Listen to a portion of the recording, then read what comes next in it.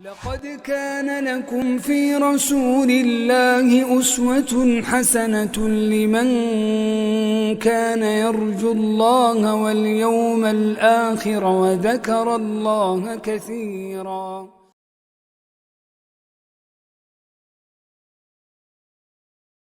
إن الحمد لله نحمده ونستعينه ونستغفره ونعوذ بالله من شرور أنفسنا ومن سيئات أعمالنا من يهد الله فلا مضل له ومن يضلل فلا هادي له وأشهد أن لا إله إلا الله وحده لا شريك له وأشهد أن محمدًا عبده ورسوله صلى الله عليه وسلم تسليمًا كثيرا.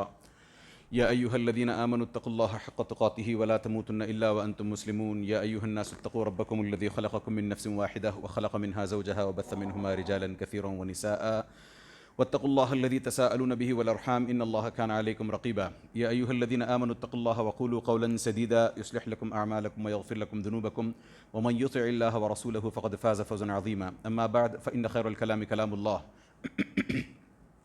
وخير الهدي هدي محمد صلى الله عليه وسلم وشر الأمور محدثاتها وكل محدثة بدعة وكل بدعة ضلالة وكل ضلالة في النار. برادران اسلام، امت مسلمہ کی پردانشین ماؤں بہنوں اور چھوٹے بچوں، پچھلے درس میں ہم نے یہ چیز دیکھنے کی کوشش کی تھی اور سمجھنے کی کوشش کی تھی کہ نبی کریم صلی اللہ علیہ وسلم کے سامنے بیعت عقبہ ثانیہ یعنی دوسری جو پلج ہوئی تھی، دوسری مرتبہ جب مدینے سے 70 لوگ آئے تھے 2 عورتوں کے ساتھ، ان لوگوں نے نبی کریم صلی اللہ علیہ وسلم سے کس طریقے سے رات میں چپ چاپ آ کر کے جہاں جس کو ہم جمرہ کبریٰ کہتے ہیں وہاں پر بیٹھے اور پھر کافی دیر تک بات چیت چلی. پھر نبی کریم صلی اللہ علیہ وسلم نے ان کے سامنے کچھ کنڈیشنز رکھیں کہ اگر مجھے مدینہ کو آنا ہے یہ 5-6 چیزیں آپ لوگوں کو کرنی ہوں گی. نبی کریم صلی اللہ علیہ وسلم نے گنا کر بتایا بھی کہ ہر حال میں تمہیں میری بات ماننی ہوگی، خوشی ہو پھر چاہے غم کا موقع ہو اور تنگی ہو یا خوشحالی ہو، ہر صورت میں تمہیں مال خرچ کرنا ہوگا، بھلائی کا حکم تم ہمیشہ دیا کرو گے، برائی سے تم ہمیشہ روکا کرو گے، اللہ کی راہ میں تم ہمیشہ اٹھ کھڑے رہنے کے لیے تیار رہو گے، اور اگر اس راہ میں تمہارے اس کام کے کرنے پر کوئی کہیں سے تمہیں ملامت کرتا ہے تو اس ملامت کرنے والے کی، اس انگلی اٹھانے والے کی پرواہ نہیں کرو گے، اور جب میں تمہارے پاس آ جاؤں تو جس طریقے سے تم اپنے بال بچوں کی حفاظت کرتے ہو، جن جن چیزوں کے ذریعے سے تم اپنے بال بچوں کی حفاظت کرتے ہو، ڈیفینڈ کرتے ہو، ویسے ہی میرا آنر بھی مجھے بھی ڈیفینڈ کرنا ہوگا. وہاں تک ہم نے بات روک دی تھی. آگے بڑھنے سے پہلے بس ایک چھوٹی سی بات سنتے چلیں کہ جب نبی کریم صلی اللہ علیہ وسلم نے ان سے کہا تھا کہ جس طریقے سے تم اپنے بال بچوں کی حفاظت کرتے ہو اسی طریقے سے تمہیں میری بھی حفاظت کرنی ہوگی. آج گو کہ نبی کریم صلی اللہ علیہ وسلم ہمارے درمیان موجود نہیں ہیں، مگر شریعت محمدی آج بھی موجود ہے. کیا ہم اس شریعت کو ٹوتھ اینڈ نیل ڈیفینڈ کرتے ہیں؟ ہم ڈیفینڈ ٹوتھ اینڈ نیل اس شریعت کو اس وقت کریں گے جب ہمارے شریعت کا علم ہوگا. ہمیں پوری شریعت کا علم نہیں، نہ صحیح جو فنڈامنٹلز ہیں ہماری اپنی شریعت کے. انفارچونیٹلی آج ہم میں سے کئیوں کو فنڈامنٹلز کا بھی علم نہیں ہوتا. بس دین کے نام پر ہم نماز سے واقف ہیں اور وہ بھی ہم جانتے ہیں کہ نماز کے نام پر ہم 2 یا 3 مرتبہ یا 1 مرتبہ مسجد میں آتے ہیں. جمعہ تو جمعہ کر لی تو بہت لوگ جمعہ اور جمعہ کی نماز پڑھنے پر ہی بہت خوش، بہت مطمئن نظر آتے ہیں، اور نماز کے اندر کیا چل رہا ہے، کیا آیات پڑھی جا رہی ہیں، ان کا کوئی پاس، کوئی لحاظ نہیں. تو ہم کیسے نبی کریم صلی اللہ علیہ وسلم کے آنر کو، کیسے نبی کریم صلی اللہ علیہ وسلم کی لائی ہوئی شریعت کو دفاع کریں گے اس کا، جب تک ہم خود اس پر عمل نہ کرتے ہوں؟ یہ ایک بہت بڑا سوال ہے. اسی سوال کے جواب کی تلاش میں اس طرح کی مجلسیں رکھی جاتی ہیں جس میں سیرت النبی، کہیں اور کسی اور مجلس میں نماز کے تعلق سے باتیں، کسی اور مجلس میں توحید کے تعلق سے باتیں. آج دوپہر کو ایک صاحب سے ہلکی سی بات ہو رہی تھی، وہ شریعت کے نفاذ کے تعلق سے باتیں کیے جا رہے تھے کہ شریعت میں دیکھیں نا، ہمارا اتنا بڑا شریعت کا ڈھانچہ ہے اور اس ڈھانچے کا ہم ایک بھی حصہ ڈھنگ سے امپلیمنٹ نہیں کر پاتے. شریعت ہمیں طلاق کے تعلق سے کچھ کہتی ہے, نکاح کے تعلق سے کچھ کہتی ہے, وراثت کے تعلق سے کچھ کہتی ہے, فلاں الگ الگ اس کے چیپٹرز ہیں. ہم ایک جگہ بھی, پھر آگے وہ بڑھ کر یہ بھی کہتے ہیں کہ ہمارے اتنے سارے مسلم کنٹریز ہیں, آپ دیکھیں کسی بھی جگہ شریعت پوری طریقے سے نافذ نہیں ہے, ایسے ویسے. بات کویسچن صحیح ہے, مگر انفارچونیٹلی ہم اس کا آنسر جب تلاش کرنے جاتے ہیں, ڈھونڈنے جاتے ہیں, تو ہم وہ انڈیپینڈنٹلی اس ایک ورٹیکل کو امپلیمنٹ کرنے کی کوشش کرتے ہیں. سب سے بنیادی غلطی ہم سے یہی ہوتی ہے. شریعت کا ہم نفاذ کرنا چاہتے ہیں تو شریعت میں وہ جو فلاں ورٹیکل ہمیں لگتا ہے کہ ٹھیک نہیں ہے, طلاق کے تعلق سے جو مسائل ہیں ان کو ٹھیک کرنے جائیں ہم, پھر کہیں لگتا ہے نہیں وراثت کے تعلق سے مسائل ٹھیک نہیں ہیں ان کو ٹھیک کرنے, یہ سب ٹیمپرری فکسز ہیں. یہ پرماننٹ ایٹرنل فکس یا پھر بڑا فکس نہیں ہے. یہ ایسا ہے کہ کہیں سے کوئی پانی لیک ہو رہا تھا, پھر ہلکا سا آپ نے اس پر ٹیپ چڑھا دیا, کتنی دیر رکا رہے گا آپ کا پانی اس پائپ سے؟ جب آپ نے ہلکا سا, پلاسٹک کا پائپ ہے آپ کا, اس پر ہلکا سا آپ نے ٹیپ چڑھا دیا ہے, کتنی دیر رکے گا؟ اس کی جو صحیح مرمت کرنی تھی اس کا, اب میں اس تفصیل میں نہیں جا سکتا کہ آپ کو پائپ بدلنا ہے, کہاں دیکھنا ہے, نہیں, آپ کو فنڈامنٹل پرابلمز کہاں ہیں وہاں جانے کی ضرورت ہے. ہم توحید کو جب تک نہیں سمجھیں گے, میں نے ان سے جواب دیا کہ ہم جب تک توحید کو نہیں سمجھیں گے, یہ باقی کے جتنے سارے ورٹیکلز ہیں جن کو ہم فکس کرنے کی بات کر رہے ہیں, بھلے ہی ہم منٹوں میں وہ فکس کر بھی لیں, مگر وہ لاسٹ نہیں کریں گے 2 دن, 2 مہینے, 2 سال, بس پھر اس کے بعد وہ دھڑام سے نیچے آن گریں گے. کیوں؟ کیونکہ لوگوں کو اس بات کا علم نہیں ہے کہ یہ شریعت کا نفاذ جو ہو رہا ہے وہ اللہ کی طرف سے لائی ہوئی شریعت ہے. اور اللہ کون ہے, معرفت اللہ جسے ہم کہتے ہیں, اللہ کی ریکگنیشن.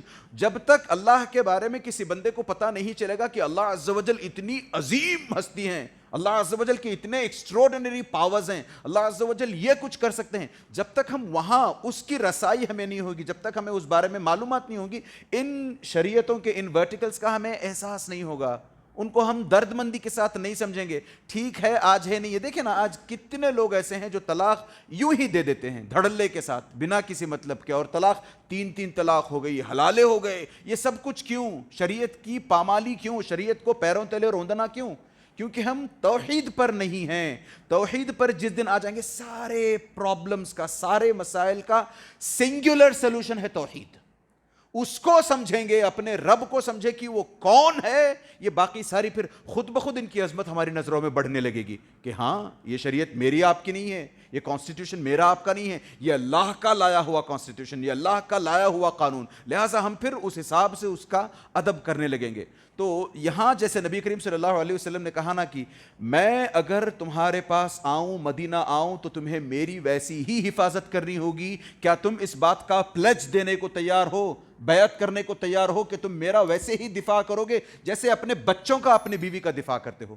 ایک سیکنڈ کے لیے سوچیں, ہم اپنے بچوں کو, ہم اپنے بیوی کو لے کر کے دنیا بھر کی دوڑ دھوپ کرنے کو تیار ہیں. ہم اپنے بچوں کو لے کر کے, اپنی بیوی کو لے کر کے ان کی دنیا سنوارنے کی غرض سے سب کچھ کرنے کو تیار ہیں. ایک شریعت محمدی سکھانے کے لیے جس کے پاس 5 بچے ہوں, وہ یہ تک نہیں چاہتا کہ ٹھیک ہے میں اپنے 4 بچوں کو دنیا میں دھکیل لوں, ایک کو کم از کم عالم دین بنا لوں.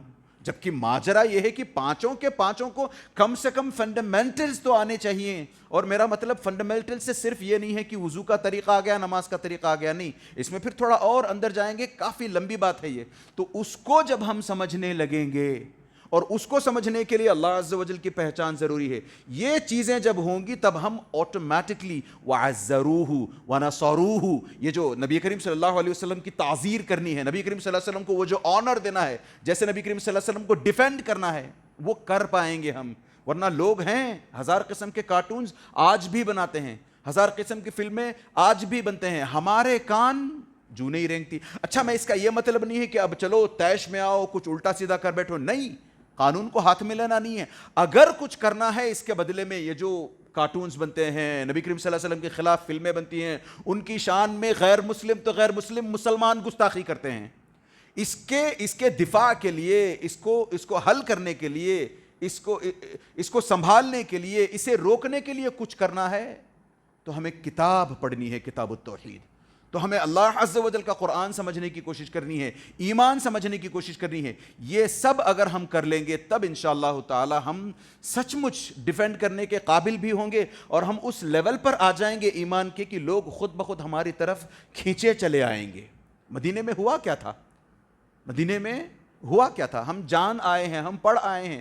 کچھ لوگ گئے، اسلام کی خوبصورتی انہیں اتنی اچھی لگی. اسلام، ارے یار اگر اتنا اچھا دین اس دنیا میں ہے تو اس دین کو چھوڑ کر کے کسی اور دین کی طرف کیسے جایا جائے؟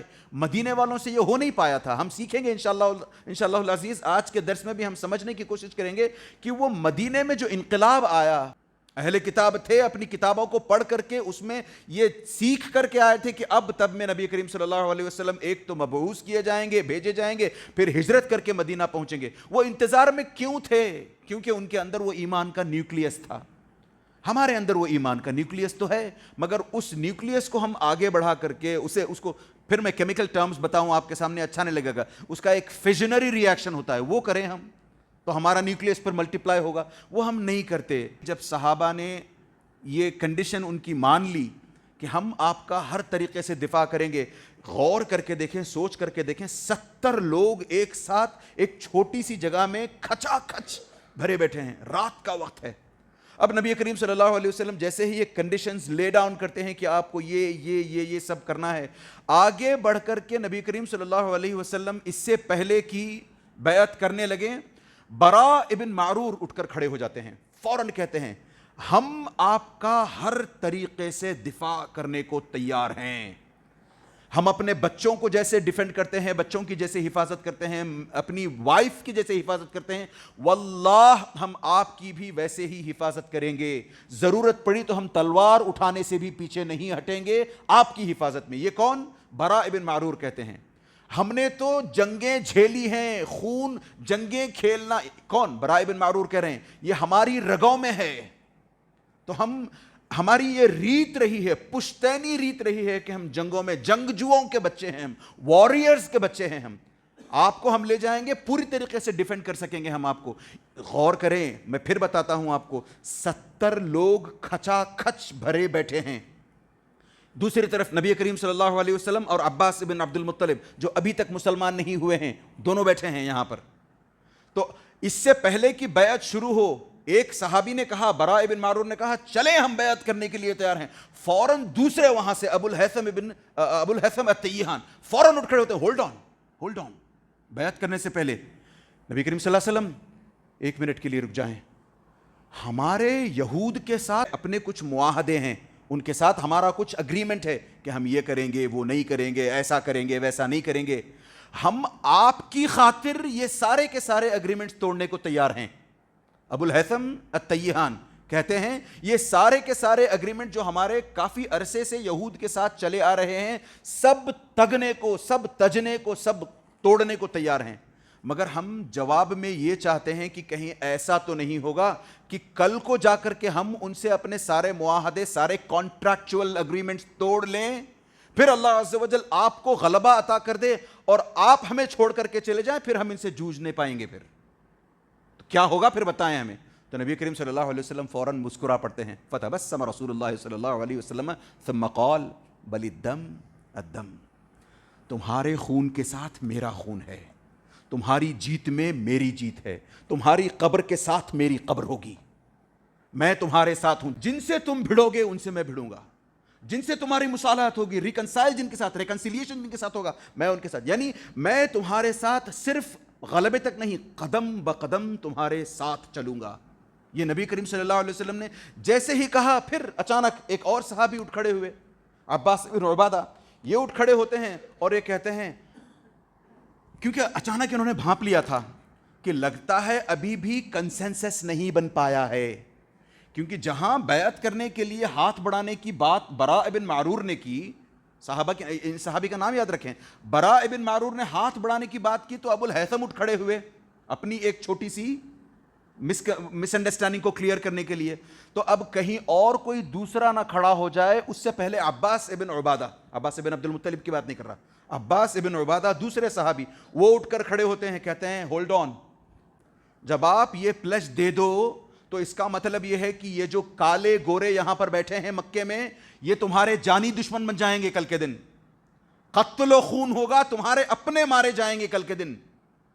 تم پھر بھی ریڈی ہو، تیار ہو، مینٹلی پریپیئرڈ ہو اس کے لیے، ذہنی طور پر تیار ہو. اگر نہیں تو یہیں چھوڑ دو نبی کریم صلی اللہ علیہ وسلم کو.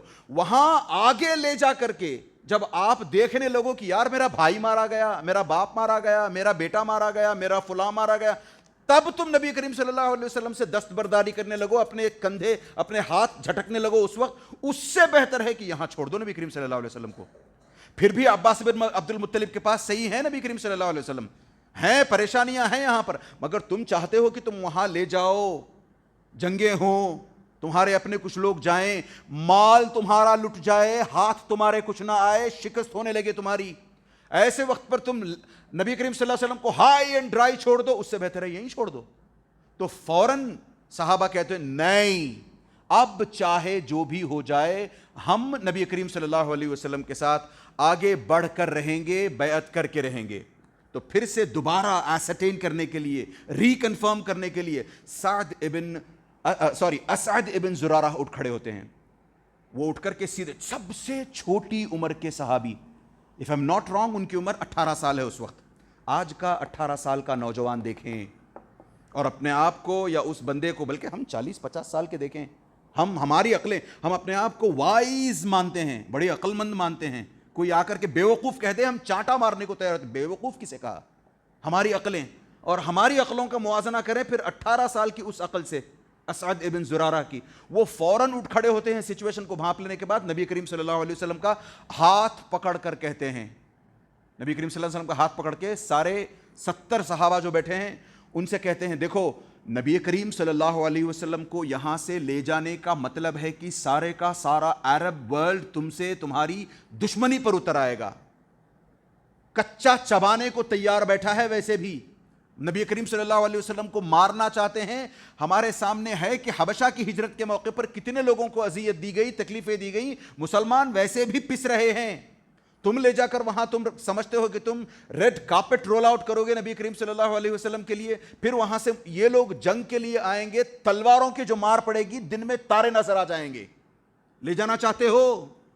سوچ لو، سمجھ لو. اگر نہیں لے جانا چاہتے، اسعد بن زرارہ کہتے ہیں اگر نہیں لے جانا چاہتے تو ابھی کہہ دو یہ عذر اللہ عز و جل کے ہاں، یہ ایکسکیوز تمہارا اللہ عز و جل کے ہاں قابل قبول ہوگا پھر بھی، کہ نہیں we are not capable of taking care of you. ہم نہیں لے جا سکتے نبی کریم صلی اللہ علیہ وسلم، ہمارے پاس اتنی وہ ریزیلینس نہیں ہے، وہ ریزالو نہیں ہے کہ ہم آپ کو لے جائیں، اپنی آپ کی حفاظت کر سکیں. ابھی بول دو اگر بولنا ہے، وہاں لے جا کر کے بعد بھی پھر نہیں. جب یہ سب ہونے لگا تو سارے کے سارے صحابہ نے کہا نہیں، آپ ہٹ جائیں بیچ میں سے، ہم جانتے ہیں ہم کیا کرنے کے لیے آئے ہیں، ہم جانتے ہیں ہم نبی کریم صلی اللہ علیہ وسلم کا دفاع کرتے ہیں. پھر ایک صحابی اٹھ کھڑے ہوئے، انہوں نے پوچھا ہم سب کرنے کو تیار ہیں، ہمیں اندازہ بھی ہے سچویشن کا اب یہ دیکھیں اس میں یہاں سے پھر انڈر لائنگ سٹیٹمنٹ جو ہے وہ یہ بن رہا ہے کہ آنے والے دنوں میں آپ کو وارز کے لیے مینٹلی پریپیئرڈ ہونا ہوگا. پہلے سے ایک میسج جا رہا ہے، ایک انڈر ٹون ہے اس میں کہ 1 سال 2 سال 3 سال پتہ نہیں کب یہ لوگ یہاں سے آئیں گے. پھر ہوئی نا جنگیں، کہاں ہوئی ہیں؟ نبی کریم صلی اللہ علیہ وسلم کی ہجرت کے بعد ہی ہوئی ہیں. تو اس کے لیے ابھی سے ذہن سازی ہو رہی ہے، مائنڈ میپنگ ابھی سے ہو رہی ہے. تو ایک صحابی اچانک اٹھ کر کھڑے ہوتے ہیں، وہ کہتے ہیں تمام کی طرف سے ہم یہ سب کرنے کو تیار ہیں، نبی کریم صلی اللہ علیہ وسلم کا ہم ہر قسم سے دفاع کرنے کو تیار ہیں. آپ بتائیں تو صحیح کہ بدلے میں ہمیں کیا ملے گا، ہم یہ سب کریں بدلے میں کیا ملے گا. نبی کریم صلی اللہ علیہ وسلم نے جواب میں فلاں باغ، فلاں محل، فلاں زمین، فلاں دولتیں، وہ نہیں، الجنہ، صرف جنت کا وعدہ کیا. اور انہوں نے بھی پلٹ کر نہیں پوچھا پھر کہ اچھا جنت تو ٹھیک ہے، وہ تو آخرت میں ملے گی ہمارے مر جانے کے بعد، شہید ہو جانے کے بعد وغیرہ وغیرہ، یہاں کیا ملے گا؟ نہیں، کسی نے نہیں پوچھا. جیسے ہی نبی کریم صلی اللہ علیہ وسلم نے کہا الجنہ، سب کے سب نے لبیک کہا. سب کے سب 70 کے 70 صحابہ نے ایک کے بعد ایک کر کے نبی کریم صلی اللہ علیہ وسلم سے بیعت کر لی. جنہ ایمان بالغیب کی علامت ہے. روزی پکچر نبی کریم صلی اللہ علیہ وسلم نے بنایا نہیں تھا وہاں پر کہ آپ کو اتنا وہ ملے گا، ایسا ملے گا، مال غنیمت، کچھ نہیں، صرف جنت کا وعدہ. اور وہ بھی جنت ایسی جس کے بارے میں جنت کو جنت کیوں کہا جاتا ہے؟ جنت مطلب کیا ہے اس کا؟ چھپی ہوئی چیز جو انسان کو دکھائی نہ دے. اسی وجہ سے جو پیٹ میں بچہ ہوتا ہے اس کو جنین کہتے ہیں. کیوں؟ باہر سے دکھائی نہیں دیتا بچہ. جن کو جن کیوں کہتے ہیں؟ جن، وہی لفظ وہی ہے جن. اس کو جن کیوں کہتے ہیں؟ دکھائی نہیں دیتے آنکھوں کو. پھر یہ تو اس حساب سے سمجھیں کہ انہوں نے جو یہ سودا کیا ہے ایمان بالغیب کا سودا کیا ہے. ایمان بالغیب. میں نے اس سے پہلے بھی آپ کے سامنے بات رکھی تھی کہ ایک مسلمان کا سب سے بڑا یو ایس پی ایمان بالغیب ہے. ہم نے بات کی تھی اس سے پہلے بھی. جیسے ہی قرآن ہم کھولتے ہیں، ایک طرف سورۃ الفاتحہ، دوسری طرف الف لام میم ذالک الکتاب لا ریب فیہ ھدی للمتقین الذین یؤمنون بالغیب. سب سے پہلا کیریکٹرسٹک ایک مسلمان کا ایمان بالغیب ہوتا ہے. آج ہم ایمان بالغیب کی بات کرتے تو ہیں ادباً.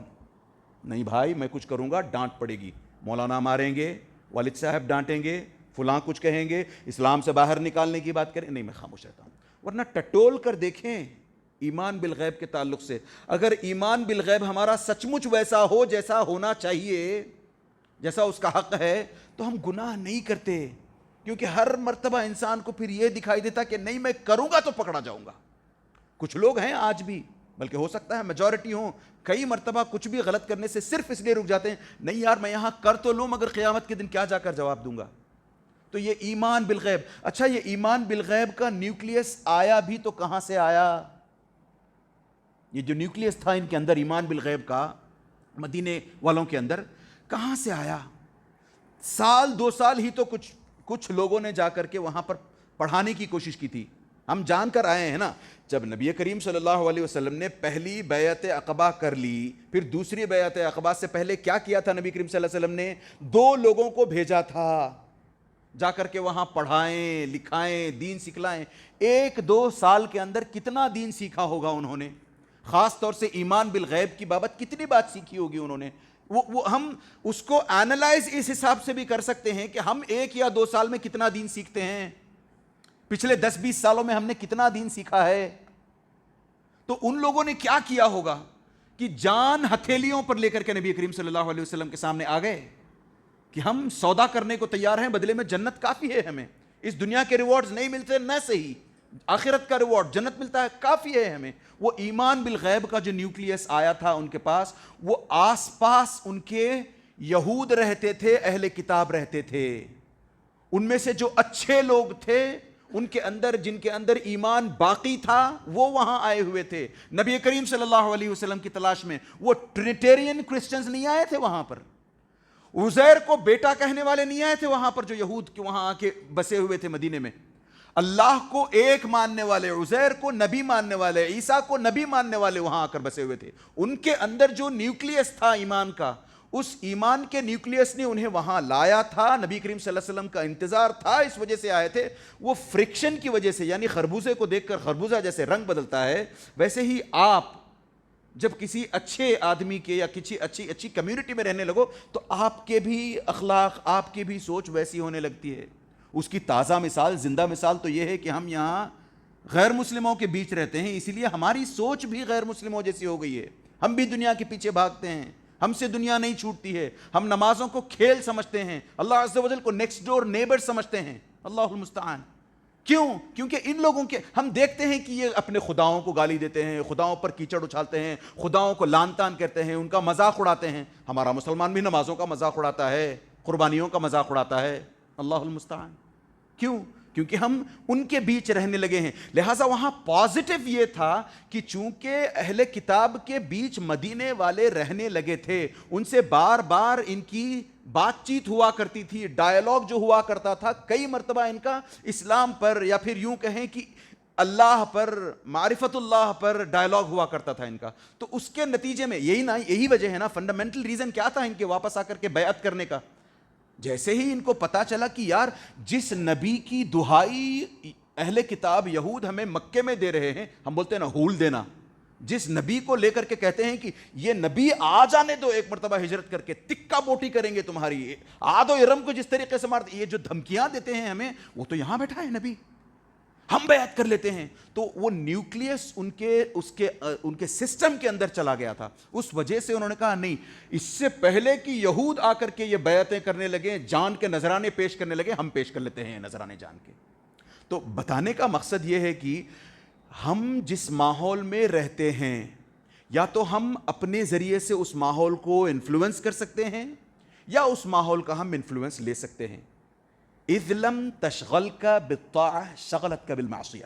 یہ نفس کے تعلق سے بہت زبردست رول ہے کہ جب تک ہم اپنے نفس کو, اپنے سول کو, اپنے کانشنس کو, اپنے آپ کو نیکیوں کے کاموں میں, اطاعت کے کاموں میں, معصیت سے دور رکھنے کی کوشش نہیں کریں گے, تب تک ہمارا نفس ہمیں غلط کاموں کی طرف کھینچ کر لے جاتا رہے گا.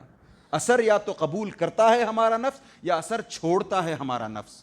تو ان لوگوں کے ساتھ یہ ہوا کہ یہود کے بیچ رہنے کی وجہ سے اچھا اثر انہوں نے قبول کیا تھا ان کا. یہاں آ کر دیکھا کہ نبی یہاں ہے تو نبی سے فوراً بیعت کر لی, اور واپس نبی کریم صلی اللہ علیہ وسلم کو لے جانے کے لیے نہ صرف یہ تیار ہو گئے, بلکہ رہتی دنیا تک کے لیے مدینے والوں نے مثال چھوڑی, نمونہ چھوڑا کہ اسلام ایسے جیا جاتا ہے, اپنے بھائی بہنوں کی ایسے مدد کی جاتی ہے. کیا انہیں پتا تھا پہلے سے کہ اس طریقے سے جب لوگ آئیں گے تو ان کی مدد کرنی ہوگی؟ اچھا یہ ان کا نام ہے تو یہ ایسے لگتے ہیں, ان کا رنگ ایسا ہے, ان کا سوشل سٹیٹس یہ ہے, ان کا نہیں, ہر کسی کی مدد. اسی وجہ سے تو ان کا نام انصار پڑا. ان کا اوریجنل نیم انصار نہیں تھا. مدد کرنے والے کو ناصر کہتے ہیں. انصار مطلب مدد کرنے والی وہ جماعت. ایسی مدد کی ہے کہ پھر اللہ عز و جل نے رہتی دنیا تک کے لیے ان لوگوں کا نام انصار رکھ دیا. اتنی زبردست مثال, اتنی زبردست ٹیسٹیمنی چھوڑ کر گئے ہیں یہ. تو اس حساب سے نبی کریم صلی اللہ علیہ وسلم نے ایک تو سب سے بیعت کروا لی. پھر نبی کریم صلی اللہ علیہ وسلم نے کہا کہ ایک کام کریں, آپ لوگ 70 لوگ ہیں, آپ میں سے 12 ایسے بندے ہوں جن کو آپ اپنے اپنے لیڈرز, آپ کے اپنے اپنے چھوٹے چھوٹے جو ٹرائبز ہیں, الگ الگ ٹرائب سے, کلان سے آئے ہیں, آپ اپنا اپنا ایک لیڈر مقرر کر لیں. آپ 12 لیڈر نبی کریم صلی اللہ علیہ وسلم نے مقرر کروائے. ہم جانتے ہیں کہ جو لوگ آئے تھے بیعت کرنے کے لیے, ان میں زیادہ تعداد خزرج والوں کی تھی, چھوٹی سی ٹکڑی اوس والوں کی بھی تھی. لہٰذا نبی کریم صلی اللہ علیہ وسلم نے 3 سردار, 3 لیڈرز اوس والوں کو کہا کہ آپ اپنے 3 لیڈرز چن لیں. پھر خزرج والوں سے کہا کہ آپ اپنے 9 لیڈرز چن لیں. تو ٹوٹل 12 ہو گئے. پھر نبی کریم صلی اللہ علیہ وسلم نے ان 12 لیڈرز سے ایک الگ سے کووننٹ لیا. کہا کہ دیکھو, جیسے موسیٰ علیہ السلام کے حواریین ہوا کرتے تھے, ویسے تم میرے اپنے حواریین ہو. تمہارے اپنے قبیلے کے معاملات تم لیڈرز طے کرو گے, وہ معاملات لے کر کے تم تک آئیں گے, تم ان کے معاملات طے کرو گے, اور میں سارے مسلمانوں کا لیڈر ہوں, سارے مسلمانوں کا میں بڑا ہوں. نبی کریم صلی اللہ علیہ وسلم نے کہا. تو اس حساب سے نبی کریم صلی اللہ علیہ وسلم نے کفالت لے لی ان کی, اور ان کو لیڈرز بنایا. اور اب نبی کریم صلی اللہ علیہ وسلم, یہ بس برخاست ہونے والی میٹنگ تھی, بس اب تب میں اٹھنا ہی چاہتے تھے میٹنگ سے, کہ عزب ابن عزیب, ایک شیطان کا نام ہے, یہ انسان کا نہیں, شیطان کا نام. اس نے مدینے میں, جہاں مکے میں مینا کے آس پاس یہ جہاں بیٹھک چل رہی تھی, جہاں یہ باتیں ہو رہی تھی 70 صحابہ کے ساتھ, ایک پہاڑ کی چوٹی پر چڑھ کر کے اتنی تیز آواز میں اس نے ایک اعلان کیا ہے کہ وہاں بیٹھے ہوئے لوگ کہتے ہیں کہ اتنی تیز آواز میں کوئی ہیومن اعلان نہیں کر سکتا. اتنی اونچی آواز ہیومن بینگ کی ہو نہیں سکتی. اور اس سے پہلے اتنی ٹاپ ٹائپ کی آواز کبھی ہم نے, اتنے ہائی ویلوسٹی, ہائی والیوم والی آواز ہم نے کبھی سنی نہیں تھی. اتنی تیز آواز میں, اتنی زور سے اس شیطان نے چلا کر کہا ہے کہ گویا مکے کی ساری آبادی کو یہ اعلان سنائی دے گیا. اس نے اعلان کیا کیا؟ اے مکے کے لوگوں, مزمم اور اس کے ساتھی محمد صلی اللہ علیہ وسلم کو مکے کے لوگ محمد نہیں کہتے تھے, اس کا اپوزٹ بتانے کی کوشش کرتے تھے. محمد سب سے زیادہ تعریف کی گئی ہستی, مزمم سب سے زیادہ ذلیل ہستی, سب سے زیادہ جس کی ملامت کی گئی ہو. اللہ المستعان. ویسے نبی کریم صلی اللہ علیہ وسلم نے اس پر بات کی ہے کہ یہ میرا نام تو ہے نہیں, تو مجھے اس سے فرق بھی نہیں پڑتا. تو انہوں نے, یعنی اس شیطان نے اس وقت زور سے اعلان کر کے کہا, اے لوگو سن لو, مدینے سے کچھ لوگ آئے ہیں, خزرج کے لوگ, یثرب کہا کرتے تھے, یثرب سے کچھ لوگ آئے ہیں جو خزرج کے ہیں, اوس کے ہیں. یہ لوگ محمد کے ساتھ, یعنی مزمم کہتے ہیں, میں یہاں محمد کہہ رہا ہوں صلی اللہ علیہ وسلم, یہ لوگ محمد کے ساتھ بیعت کر رہے ہیں کہ تم سے جنگ کریں گے. تیز آواز چلا کر خوب ساری کی ساری وادی کو یہ آواز سنائی پڑی.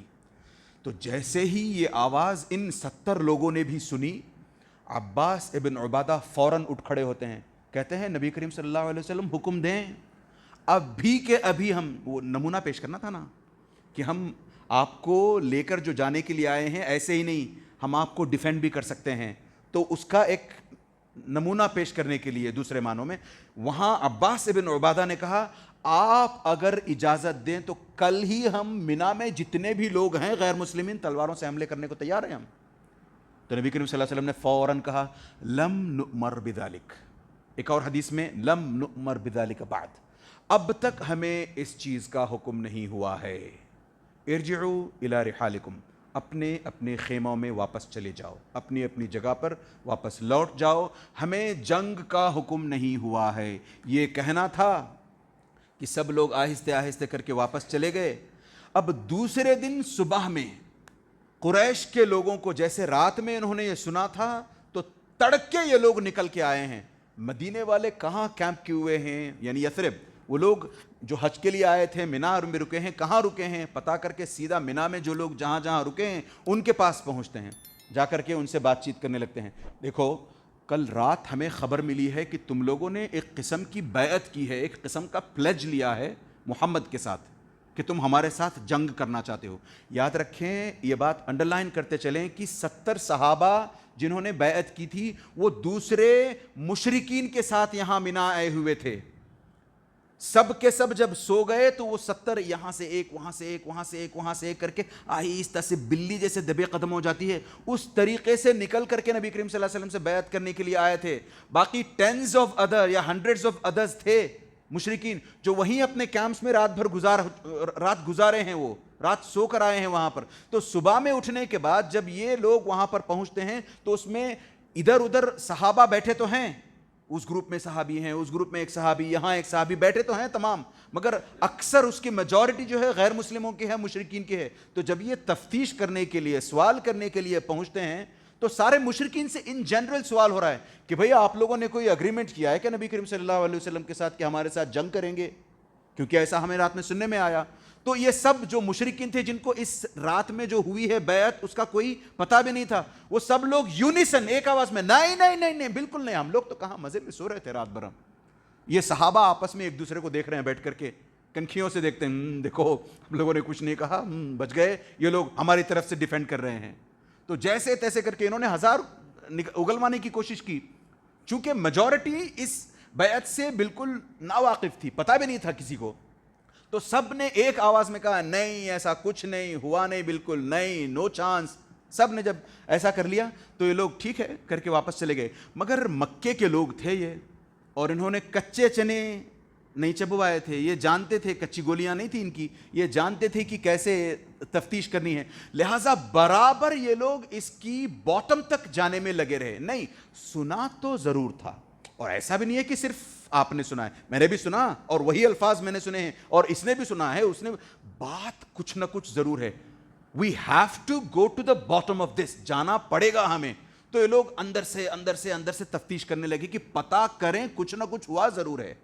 تو جب تک یہ پتا کر کے باٹم تک پہنچتے, سارے لوگ جو یثرب سے آئے تھے, مدینہ سے آئے تھے, اپنے سامان پیک کر کے, کیونکہ 3rd ڈے تھا وہاں پر مینا میں, وہ 3rd ڈے کی جو رمی ہوتی ہے وہ کرنے کے بعد, جمرات کو مارنے کے بعد نکل کے واپس جانا ہے. تو سب لوگ نکل کے چلے واپس, سب کے سب, آلموسٹ سب کے سب. اچھا اس میں اس دوران یہ بھی ہوا ہے کہ میں نے بتایا تھا آپ کو اس سے پہلے کہ جب بڑے بڑے سردار مارے گئے تھے جنگ بعاث میں, بڑے بڑے اسٹالورٹس چلے گئے تھے ان کے, تو ایک بندہ بچا تھا عبداللہ ابن ابی ابن سلول.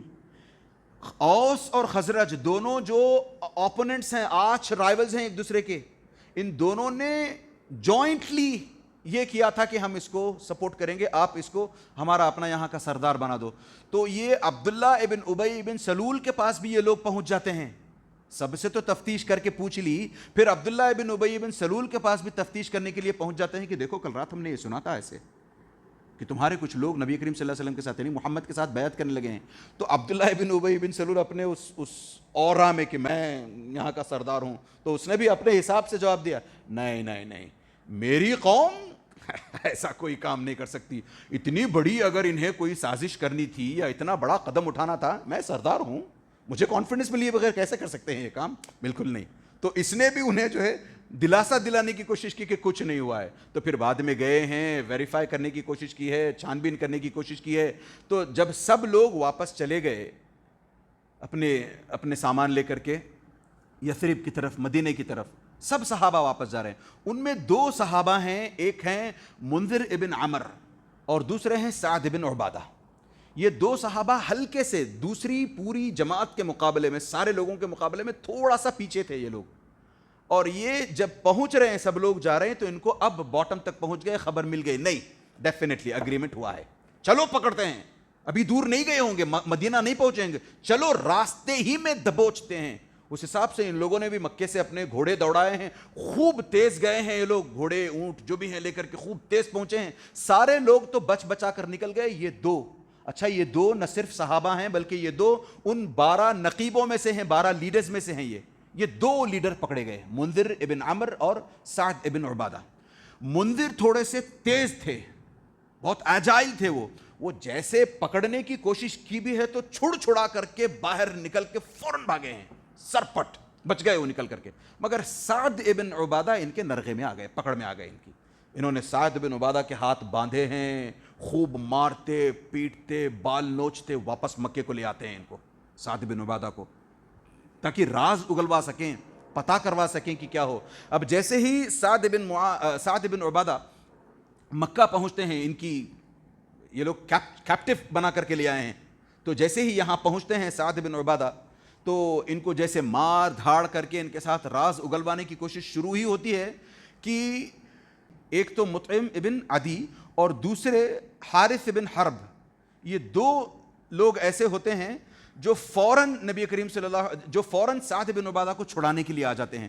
کہتے ہیں کہ دیکھو تم جس بندے کو لے کر کے جانا چاہتے ہو, سعد کو تم اپنے پاس یہاں سے لے کر کے جانا چاہتے ہو, دیکھو یاد رکھو کہ تمہارے اپنے قافلے, یا بلکہ ہمارے یہ جو خاص طور سے یہ 2 لیڈرز تھے, انہوں نے کہا کہ دیکھو ہم جب بھی اپنا تجارت کا سامان لے کر کے جاتے ہیں, یہ سعد ابن عبادہ ہیں جو اس کو سیف پیسج دیتے ہیں. اگر تم سعد کو پکڑو گے, تمہارے قافلے کل کے دن وہاں جائیں گے, تمہارے قافلے سیف نہیں ہوں گے, ایک کو مارو گے وہاں پر تمہارا سامان بھی بچے گا نہیں اور لوگ بھی بچیں گے نہیں پھر. تو فوراً پیچھے ہاتھ کھینچ لیے انہوں نے, سعد بن عبادہ کو چھوڑ دیا. سعد بن عبادہ فوراً واپس چلے گئے اپنے گھر مدینہ.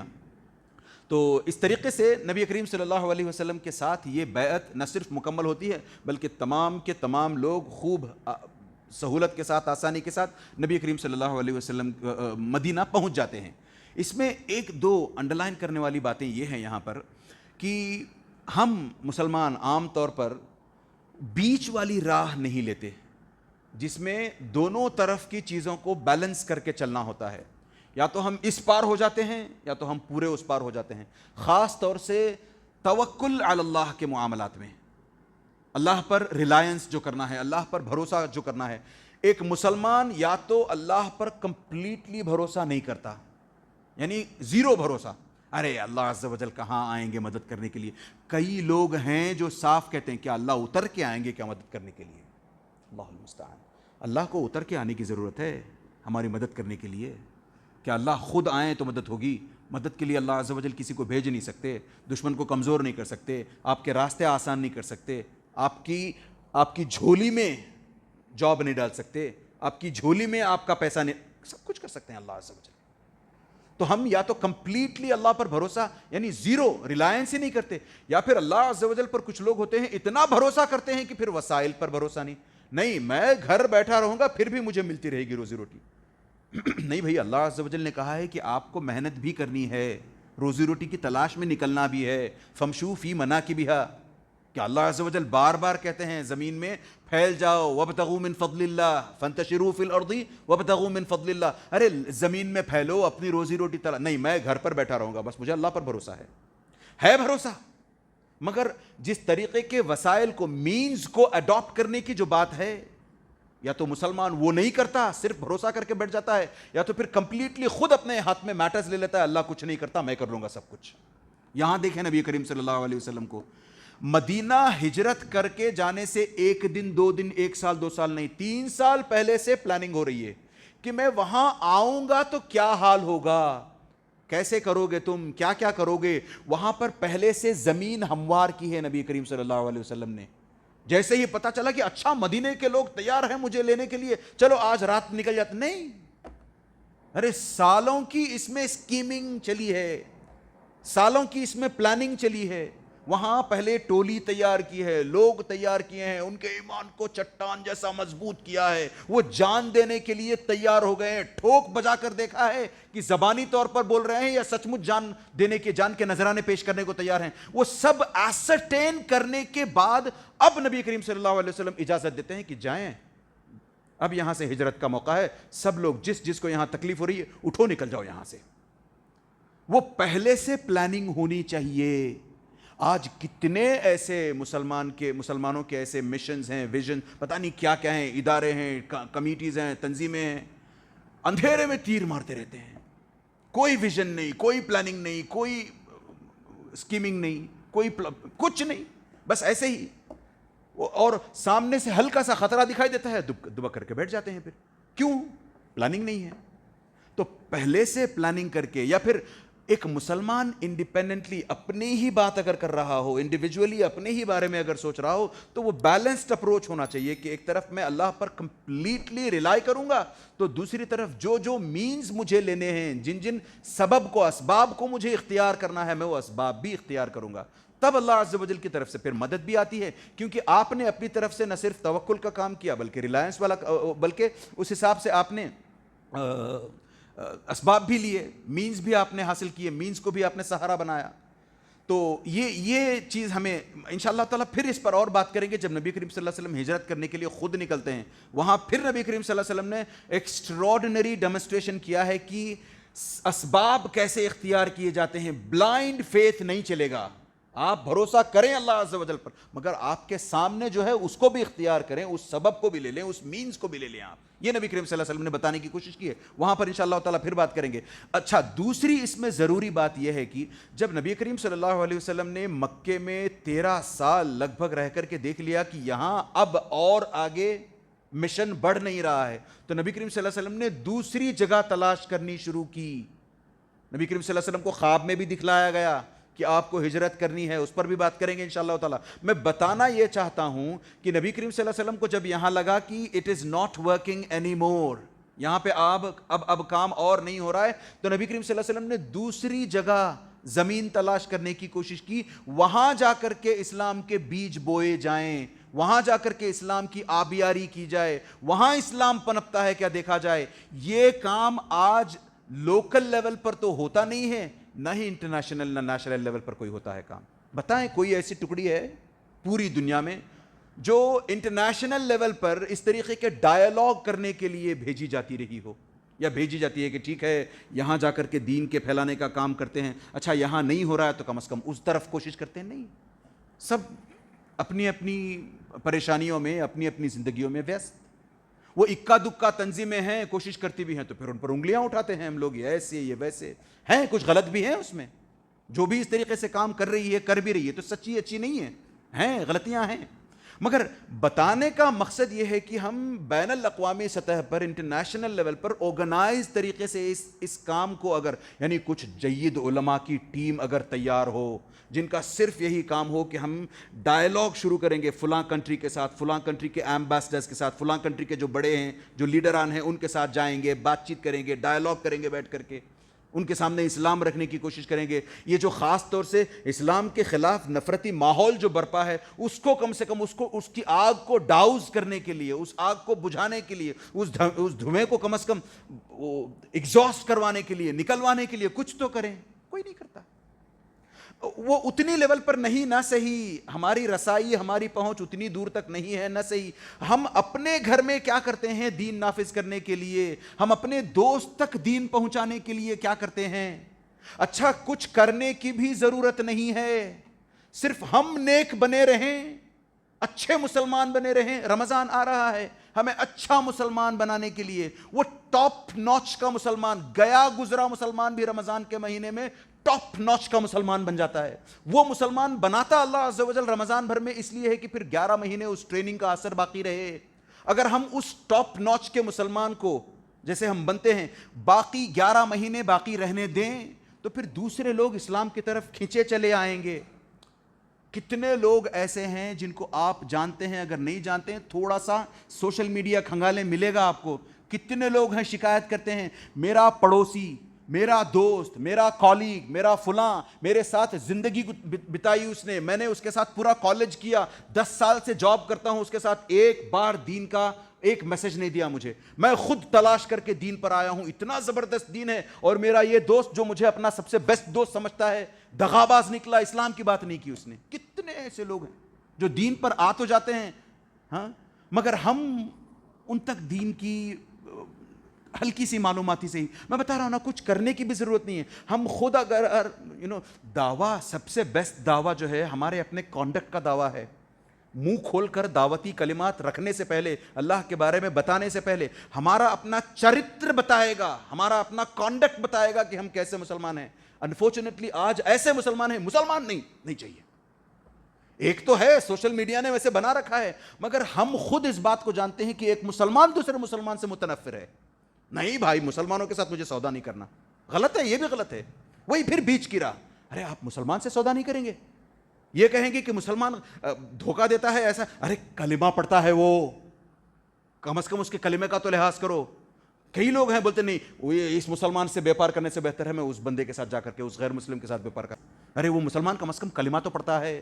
تو اس طریقے سے ہمیں انٹرنیشنل لیول کی چھوڑیں، ہم اپنے لیول پر کم از کم یہ سوچنے کی کوشش کریں کہ ہم کیا کر رہے ہیں، کیا کم از کم ہم اپنے بچوں کو دین سکھلاتے ہیں۔ تو اس طریقے سے ہجرت کی بیعت کمپلیٹ ہوتی ہے، لوگ واپس چلے جاتے ہیں۔ اب یہاں سے چونکہ نبی کریم صلی اللہ علیہ وسلم کی طرف سے ایکسپریس پرمیشن ہے کہ چلو اب مدینے کی طرف نکل پڑو، تو ایک ایک کر کے کئی صحابہ آہستے آہستے ہولے ہولے مدینہ جانے کی کوشش کرتے ہیں۔ اگلی دفعہ جب ہم ملیں گے انشاءاللہ تعالی، وچ از آفٹر رمضان انشاءاللہ تعالی، یہ اس سیزن کا آخری سیشن تھا، کیونکہ رمضان میں دوسرے الگ الگ ٹائپ کے سیشنز ہونے والے ہیں انشاءاللہ تعالی، لہٰذا ہم اپنے اس پروگرام کو، اپنی اس سیریز کو یہاں ویرام دیتے ہیں، یہاں روکتے ہیں انشاءاللہ تعالی۔ رمضان کے بعد شوال کے مہینے میں پھر سے تازہ دم ہو کر کے ہم انشاءاللہ تعالی ہجرت کیا چیز ہے اس پر بات کریں گے۔ ہجرت آج بھی باقی ہے۔ ہم سمجھتے ہیں کہ ہجرت ہو گئی، ہاں حدیث کے الفاظ آتے ہیں، نبی کریم صلی اللہ علیہ وسلم نے کہا لا ہجرت بعد الفتح، یعنی مکہ کے فتح کر لیے جانے کے بعد اب ہجرت نہیں رہی۔ اس کا مطلب یہ نہیں ہے کہ ہجرت ہی نہیں رہی، بلکہ اس کا مطلب یہ ہے کہ مکے سے اب نکل کر کے مدینے کو جانے کی ضرورت نہیں ہے۔ مکہ چھوڑ کر کے، جیسے اس وقت ابو سلمہ گئے ہیں، مصعب بن عمیر گئے ہیں، خود عمر بن خطاب رضی اللہ عنہ گئے ہیں، عبداللہ ابن ام مکتوم گئے ہیں، ایسے کتنے صحابہ ایک کے بعد ایک کر کے گئے ہیں۔ کہاں سے؟ مکے سے۔ کدھر؟ مدینے کو۔ وہ ہجرت اب نہیں رہی، چونکہ اب مکہ کانکر کر لیا جا چکا ہے، یہ نبی کریم صلی اللہ علیہ وسلم نے کہا۔ اس کے علاوہ نبی کریم صلی اللہ علیہ وسلم نے کیا کہا؟ لا تنقطع الہجرت حتی تنقطع التوبہ، جب تک توبہ نہیں رک جاتی، توبہ ختم نہیں ہوتی، توبہ کا دروازہ بند نہیں ہوتا، تب تک ہجرت کے بھی دروازے بند نہیں ہوں گے۔ اور توبہ کے دروازے کب تک بند نہیں ہوں گے؟ جب تک ایک بندہ اپنی موت کو، غرغرے کو نہ پہنچ جائے، یا عام طور پر اگر ہم بات کریں تو توبہ کے دروازے اس وقت تک بند نہیں ہوں گے حتی تطلع الشمس من مغربها، جب تک کہ سورج مشرق سے نکلنے کی بجائے ویسٹ سے نکلے، مغرب سے نکلے، تب تک توبہ کے دروازے کھلے رہیں گے مسلمانوں کے لیے، انسانوں کے لیے، اور اسی حساب سے ہجرت کے دروازے بھی کھلے رہیں گے۔ ہجرت آج مانا کہ اس ٹائپ کی بہت کم لوگ کرتے ہیں، مگر یہ بھی ہے کہ ہجرت صرف اسی قسم کی ہجرت کا نام نہیں ہے۔ ہجرت کا مطلب کیا ہے؟ ڈیزرٹ کر دینا، چھوڑ دینا۔ وقال الرسول یا قومی، وقال الرسول یا ربی ان قومی اتخذوا هذا القرآن مہجورا۔ مہجورا ہجرت، مہجورا ہجرا، وہ ہا اور جیم اور را اس میں بھی آئے ہیں، تو یعنی کسی چیز کو آپ ابینڈن کر دیں، اس کا نام ہجرت ہے۔ ہجرت 3 طریقے کی ہوتی ہے۔ ہجرت میں 2 منٹ میں ختم کرتے ہیں انشاءاللہ تعالی۔ ہجرت الابدان، ہجرت الاماکن، ہجرت الاعمال، 3 طریقے کی ہجرت. آپ ہجرت وہ کریں گے کہ اگر آپ کو برے دوستوں کی کمپنی ہے، آپ کے ایسے دوست ہیں جو آپ کو دین پر آنے نہیں دیتے، ان کو چھوڑنا بھی ایک قسم کی ہجرت ہے. آپ جہاں رہتے ہیں وہاں چین سے دین پر آپ چل نہیں سکتے، آپ کو وہاں سے بوریا بستر اٹھا کر کے کسی ایسی جگہ، مکہ یا مدینہ نہیں، ضروری نہیں، کسی ایسی جگہ چلے جائیں. ہو سکتا ہے اس گلی کو چھوڑ کر کے بازو گلی میں چلے جائیں، ہو سکتا ہے اس محلے کو چھوڑ کر کے اس محلے میں چلے جائیں، ایک گاؤں چھوڑ کر کے دوسرے گاؤں چلے جائیں، جہاں پر آپ سکون کے ساتھ یا کم از کم بہتر طریقے سے دین کی عبادت کر سکیں، دین کو فالو کر سکیں، دین کی حفاظت کر سکیں آپ. وہ بھی ایک قسم کی ہجرت ہے. اس سے سب سے زیادہ ضروری ہجرت الاعمال، عمل کی ہجرت. 5 وقت کی نماز پڑھتے ہیں ہم؟ نہیں پڑھتے. تو ہم اپنے آپ کو، اپنے دل کو سمجھائیں. ہجرت دل سے شروع ہوتی ہے. امام ابن قیم کہتے ہیں سب سے پہلے نیت ہونی چاہیے اس قسم کی ہجرت کی کہ میں یہ چھوڑ دوں گا، میں حرام کمائی کے ذریعے چھوڑ دوں گا، یہ چھوڑ کر کے، یہ برا عمل ہے، اس کو چھوڑ کر کے اچھے عمل کی طرف جاؤں گا. انشاءاللہ تعالی اگلی بار جب ملیں گے ہجرت پر کافی ساری باتیں ہیں کرنے لائق، تو اس پر بات کرتے ہوئے پھر ہم یہ بھی سیکھیں گے کہ کیسے بڑے بڑے صحابہ نے اپنی جان اپنی ہتھیلیوں پہ لے کر کے ہجرت کی ہے، کیا کیا غم، کیا کیا دکھ، کیا کیا درد ان صحابہ نے سہے ہیں. پھر نبی کریم صلی اللہ علیہ وسلم کی ہجرت کی بات بھی آئے گی. پھر آگے انشاءاللہ تعالی مزید اس پر باتیں ہوتی رہیں گی. اللہ سے دعا کریں کہ اللہ عز و جل سب سے پہلے تو ہمیں رمضان تک پہنچائے، رمضان ہمیں اس مرتبہ نصیب فرمائے، آمین یا رب. اور اللہ عز و جل سے یہ بھی دعا کرتے چلیں کہ جو کچھ ہم نے اس سیزن میں سیرت النبی کے سیکھا ہے اس پر سچ مچ پورے کلی طور پر عمل کرنے کی اللہ عز و جل ہمیں توفیق فرمائے، عمل کرنا ہمارے لیے اللہ عز و جل آسان بنائے، آمین یا رب. وصلی اللہ علی نبینا محمد وعلی آلہ وصحبہ اجمعین. السلام علیکم ورحمۃ اللہ وبرکاتہ.